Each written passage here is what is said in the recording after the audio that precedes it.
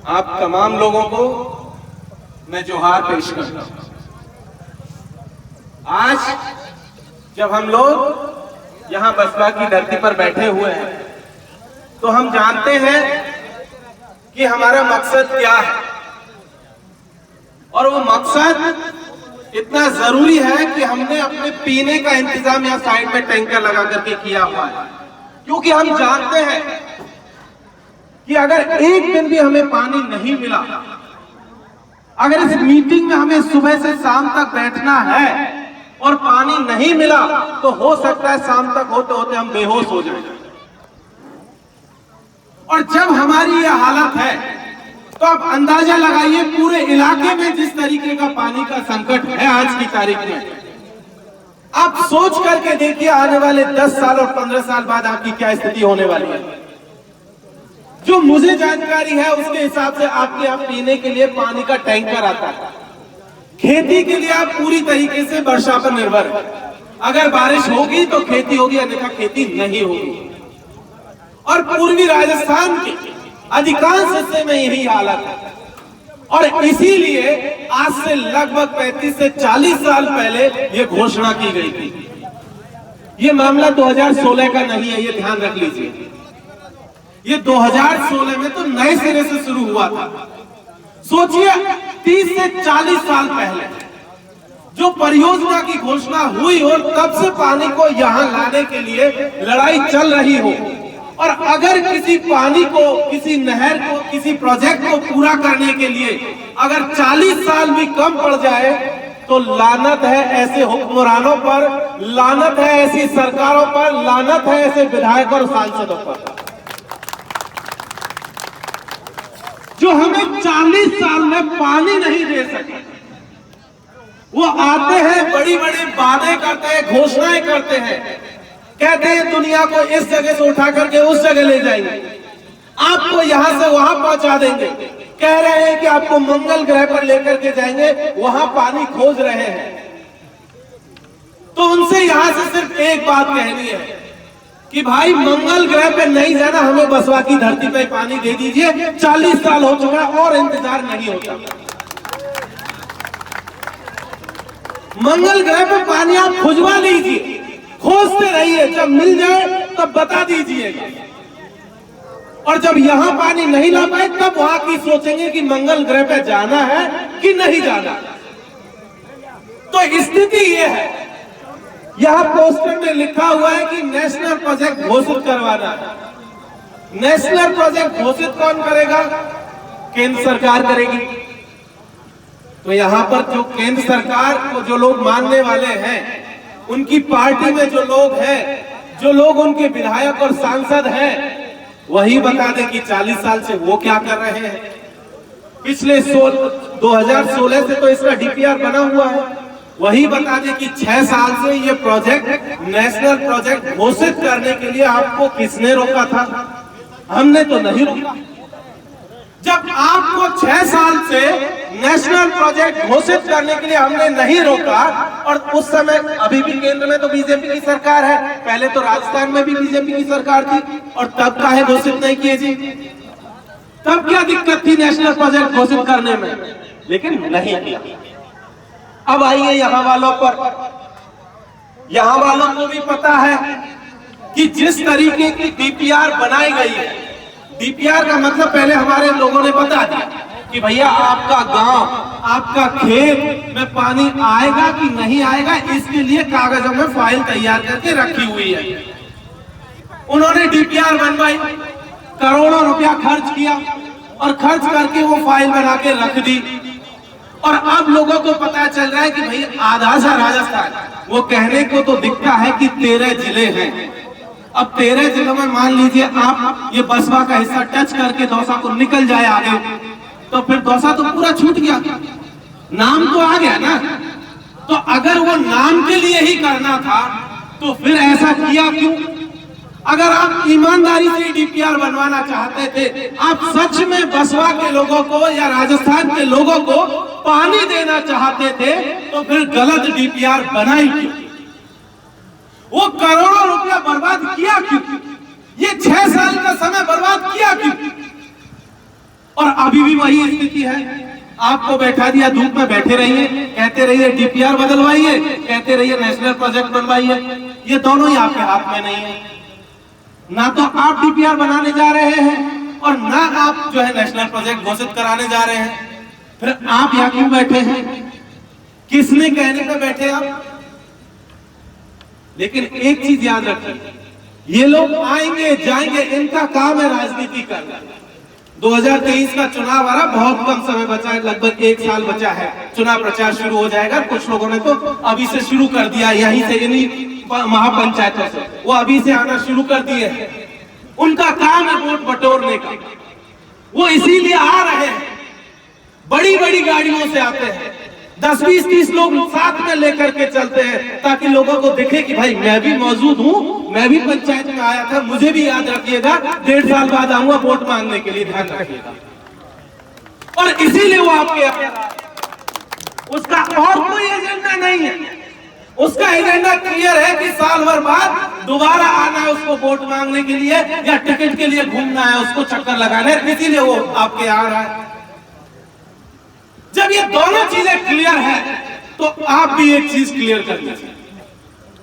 इन्होंने अपना क्लियर कर लिया है कि वोट बनाने हैं, और वोट बनाने हैं इसीलिए 2016 में कहा था कि 2023 में पूरा प्रोजेक्ट हो जाएगा, और अभी तो 1 साल बचा हुआ है, कहीं प्रोजेक्ट शुरू तक नहीं हुआ।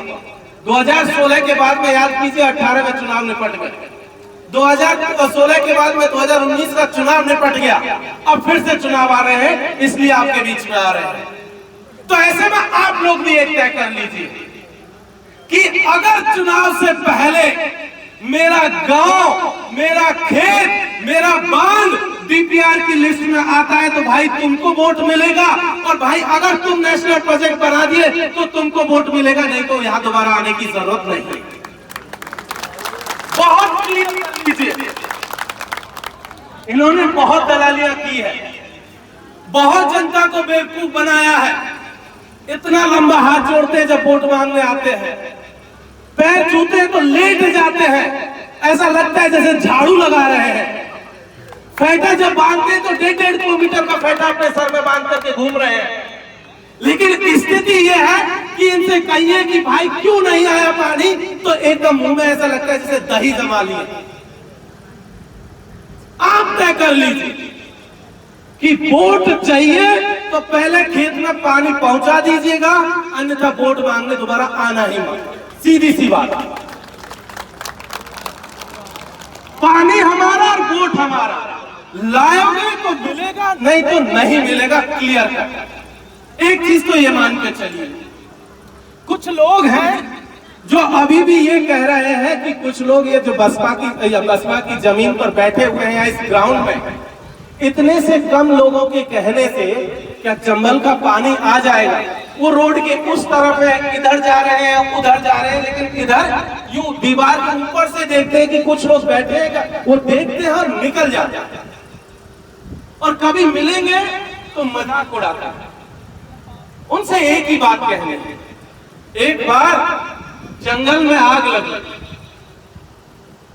जंगल में आग लगी तो सारे जीव जंतु जो है भागने लगे। कोई इधर भाग रहा, कोई उधर भाग रहा है, कोई जो उड़ सकता था वो उड़ गया, कोई छिप सकता था वो छिप गया, लेकिन सब अपनी जान बचा रहे थे।